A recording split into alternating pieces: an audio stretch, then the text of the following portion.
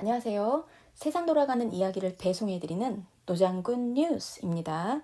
오늘은 방북하지도 않은 이재명 대표의 방북 비용 대납 소설과 이화영 전 부지사의 옥중 서신, 그리고 쌍방울그룹 전 회장 김성태 씨가 이재명 대표와 통화했다고 주장한 날에 이재명 대표의 행적에 대한 내용을 준비했습니다.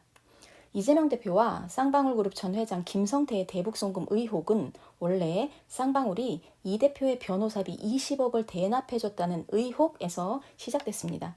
그 20억은 이재명도 아니고 이재명의 변호사도 아니고 이재명의 변호사와 같은 로펌에서 일하는 변호사가 쌍방울로부터 돈을 받은 사건이었습니다. 그런데 단지 금액이 20억이라는 이유로 이재명과 엮어서 언론 플레이를 한 것입니다. 검찰의 주장을 무차별적으로 받아쓰고 방송하는 언론 때문에 가려진 사실이 있는데요. 그 20억 변호사는 윤석열의 측근인 검찰 특수부 출신 이남석 변호사라고 알려져 있습니다. 그리고 쌍방울에는 이남석을 포함한 검찰 출신 사회이사만 10명이 근무를 했고, 이남석 변호사는 지난해 사회이사를 관뒀습니다. 쌍방울을 파도 윤석열의 음습한 그림자가 드리우자 검찰은 갑자기 쌍방울 대북소설을 들고 나왔습니다. 이재명 대표와 통화한 적도 없다던 쌍방울 김성태가 검찰에 들어가더니 500만 달러에 더해서 이재명 대표의 방북을 위해 300만 달러를 북한에 송금해줬다는 진술을 했다고 합니다. 김성태는 2019년 1월 17일에 이화영 당시 부지사의 휴대전화를 통해서 이재명 지사와 통화를 했고, 이재명 지사가 고맙다고 말했다고 진술을 했다고 합니다.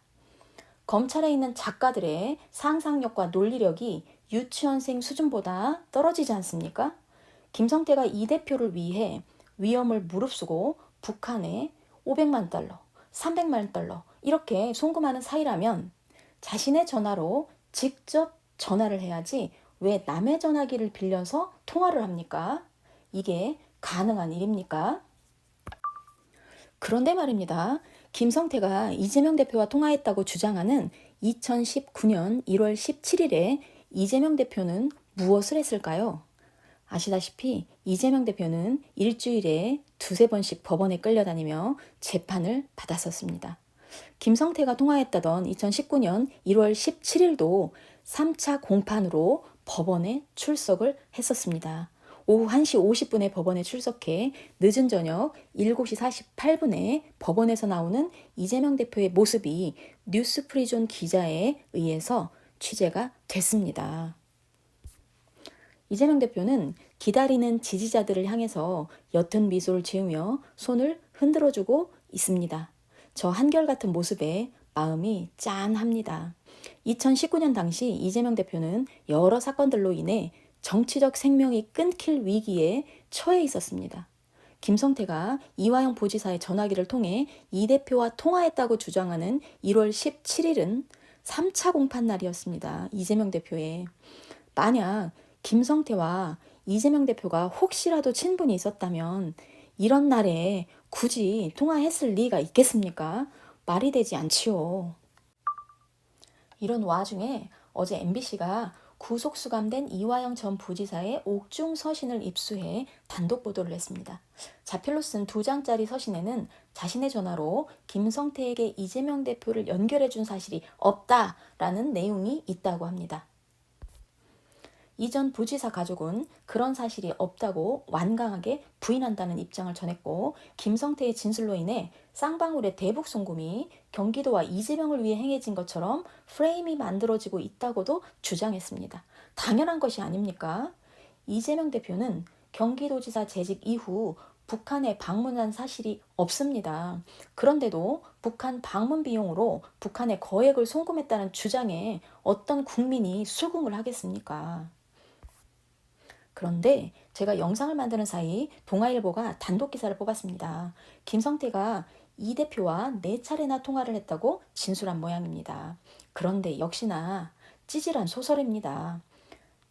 표를 보시다시피 3차례는 이화영 부지사의 전화기로, 한 번은 이태영 변호사의 전화기로 전화를 했다는 겁니다. 800만 달러를 대신 송금해주는 사이인데 직접 전화를 건 증거는 없다는 것이지요.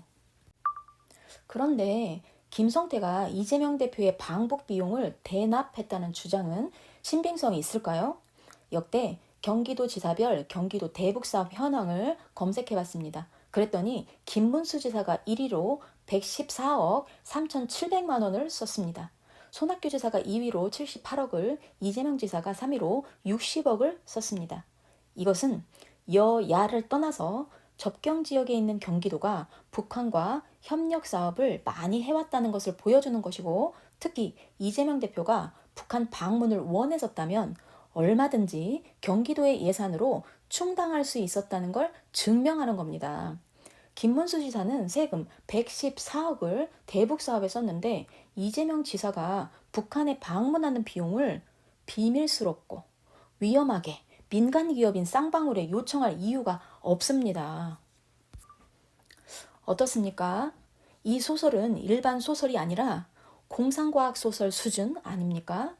이런 소설을 믿으라고 언론에 흘리는 검사 작가들은 지능에 심각한 문제가 있는 것은 아닐까요?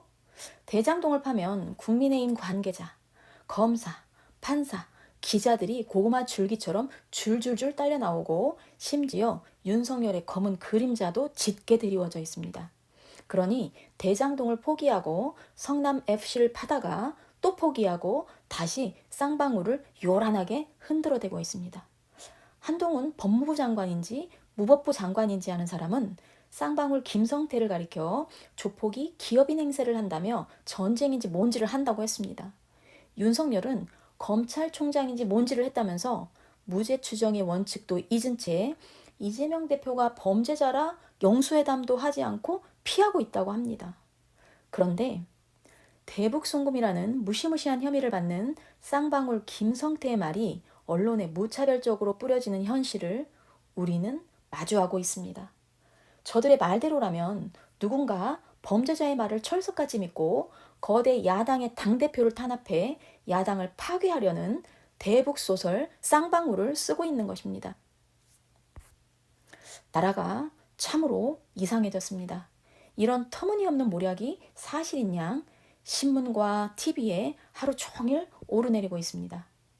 이재명은 어떤 사람입니까?